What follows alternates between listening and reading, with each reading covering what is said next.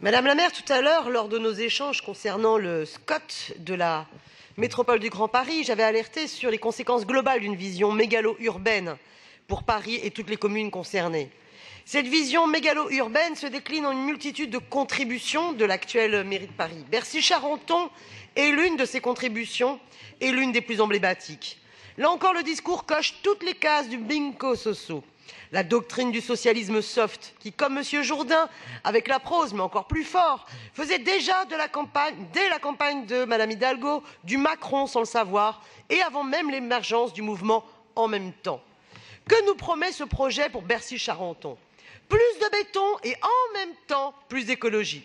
Plus d'employés de bureaux que de résidents et en même temps un équilibre entre lieu de travail et lieu de vie. Plus de logement social et en même temps moins de place pour les plus pauvres. C'est une ZAC Hidalgo-macroniste, une zone d'annonces contradictoires.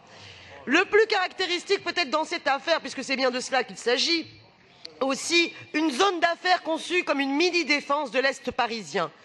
C'est la façon dont la maire de Paris a répondu aux nombreuses critiques de l'étude d'impact environnemental et de la commission d'enquête. À chaque fois, notamment qu'une contre-indication est donnée sur des parcelles que les promoteurs et l'hôtel de ville entendent exploiter, au maximum bien sûr, alors on commence en exploitant encore un peu plus ailleurs. Toujours plus haut, comme pour les Jeux Olympiques, les tours sont tendues vers le cash avant tout.